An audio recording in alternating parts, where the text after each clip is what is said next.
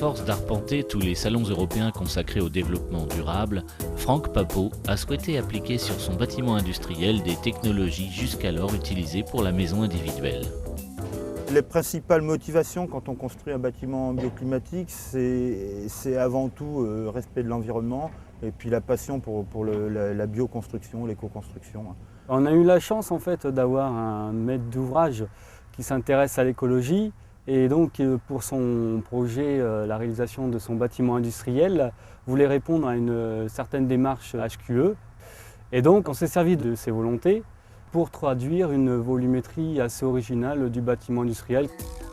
Créé en 1998 avec 2 salariés et spécialisé dans la conception et la préfabrication d'installations électriques, la société compte aujourd'hui 2 agences, Grand Ouest et Sud, en plus du siège social de Passel.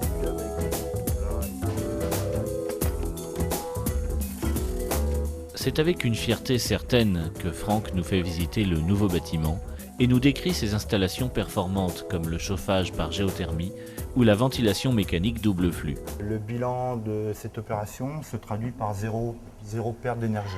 La plus grosse particularité de notre bâtiment, c'est son orientation qui est plein sud, qui permet d'avoir les apports solaires.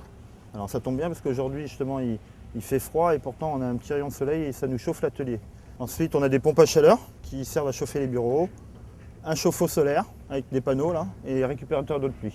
Et dès qu'on a un ensoleillement qui passe à travers un vitrage, on chauffe le volume qui est à l'intérieur. Donc comme le soleil est très bas en hiver, ça permet de chauffer.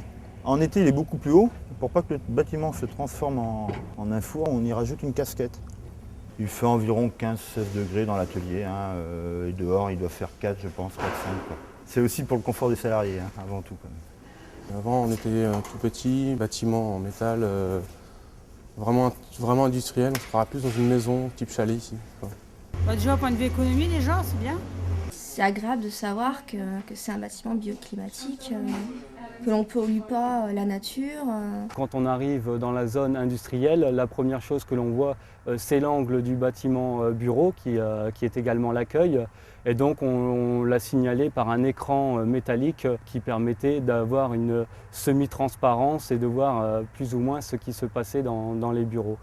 Le bâtiment bureau, il est humain dans le sens où en fait le maître d'ouvrage il veut toujours une interaction entre son personnel et lui.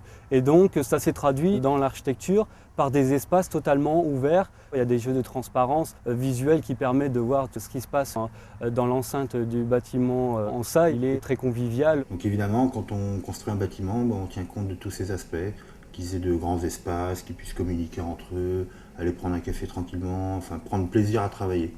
Avant, j'avais pas du tout de fenêtre, que là on est un peu plus motivé quand on se tourne et qu'on voit le soleil tout au long de la journée, enfin quand il y a du soleil évidemment. Tout a été fait pour qu'on s'y sente bien, quoi. La place aussi, c'est vrai que le bâtiment est très agréable et très joli. Toute l'électricité a été faite par nous-mêmes, donc j'ai tombé un petit peu le costume pour reprendre un bleu et j'ai fait l'électricité avec mon équipe et ça c'était sympa.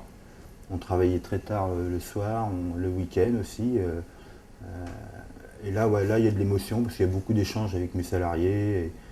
Et quelque part, tout le monde a mis un peu sa pierre à l'édifice pour cette réalisation. Quand on voit les économies, on a envie également d'investir dans des maisons bioclimatiques. Vous verriez bien ménager chez vous des solutions un peu de ce type-là, par exemple? Pourquoi pas, si je gagne au loto, éventuellement.